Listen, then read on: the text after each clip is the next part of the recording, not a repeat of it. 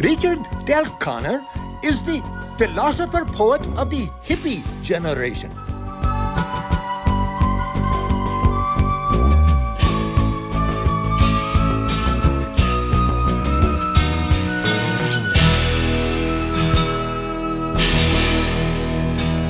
Richard Del Connor, Philosopher Poet podcast has begun. Brain here. My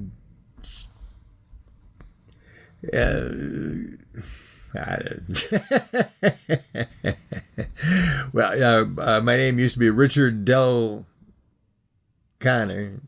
But if I had in the brain, where would it go? Before or after the Del? Richard Del Brain O'Connor?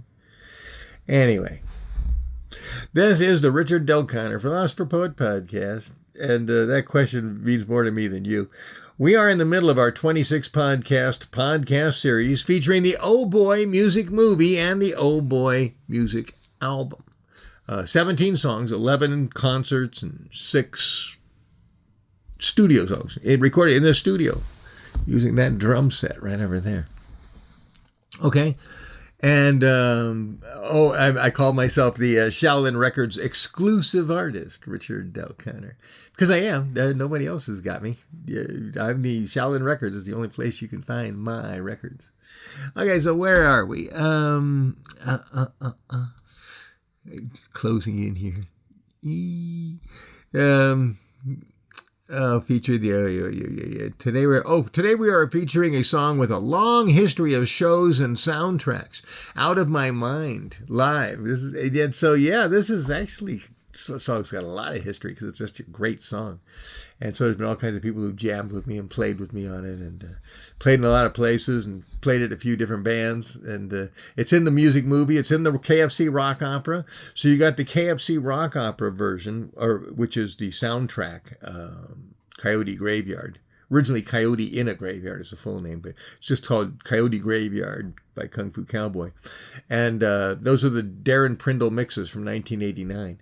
And so that album has this song, and really, really good version of it. But now you can kind of see the rock version of it. And that's what I'd like to see is rock bands use these songs as Kickstarters, learn how to put a band together. These are great 3-piece and 4-piece songs. 3 pieces, you just need guitar, bass, and drums and whammo. And a singer, and you can have a band. Here's your template. Learn these rock songs, and then write your own songs or whatever. But consider this music a great Kickstarter for rock and roll wannabes, who want to really, really be. Okay, so where were we? A bunch of musicians recorded on the Coyote in a Graveyard soundtrack. Oh yeah, this is complicated. It's a long list because we did a lot of overdubs. The original Coyote session was the stage band minus the guitar player. I don't know what happened to him. He didn't show up. So it was, I would normally play bass on stage, but I played acoustic. So I played the acoustic for the whole album to lay a foundation with the drummer and the keyboard player. So the three of us laid down the first track. Then I came back through and cut like half the songs. I cut the bass parts on, and then I cut some vocals, and we were done. So then we had to come back and cut maybe some more vocals, and I had to put on the electric guitar because I don't know what happened to that guy.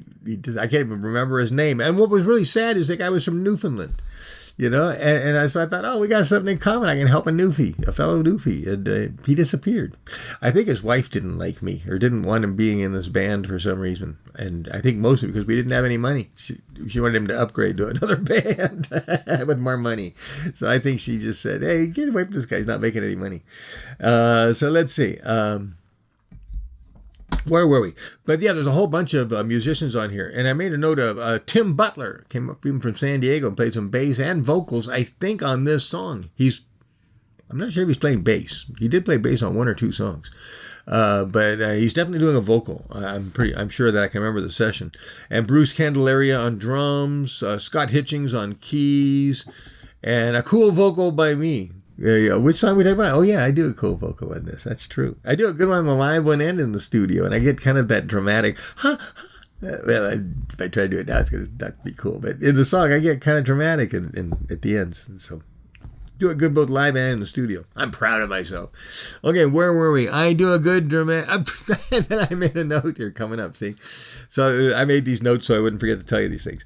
Okay, so what am I doing? I'm promoting the Oboy music movie and album, you know, so get them. You should have them by now. You should have them by now. Don't you? And let's see, and also now you can get the Coyote in the Graveyard soundtrack. Get that at Shaolin Records also. You just download it. Got it, boom, just like that. But it's available to other places too. But if you buy it from me, you might get extras. I'm not guaranteeing it right now. But let's see. But I used to always put extras in. So let's see. What else do I have to say? The outro. My outro says nothing. Oh, I think I already told you. My outro is talking about the musicians, and thanks to all the musicians who worked with me. But a whole big long list of them. And Lori Aguilar from San Diego. She did the vocal of the girl, the wife, mother. The mother on She's Not Coming Home. That's Lori Aguilar. So yeah, that's cool. Yeah, a lot of people have helped out and really helped because it's a rock opera. And Elaine is running away from home, and the mom and the dad are arguing. So I played the dad and I played the boyfriend. I tried to sing differently. I don't know if you can tell. I don't even know how much I accomplished it, you know. But I actually tried to do a different style of vocal for those different characters.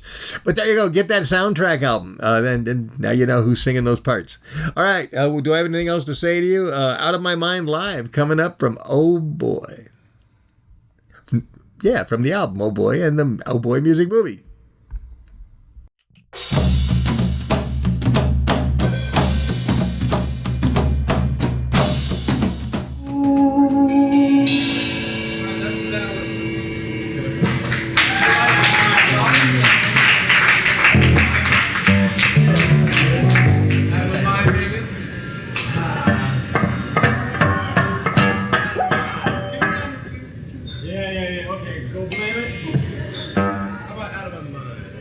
All right, let's do it. You want it? Yeah.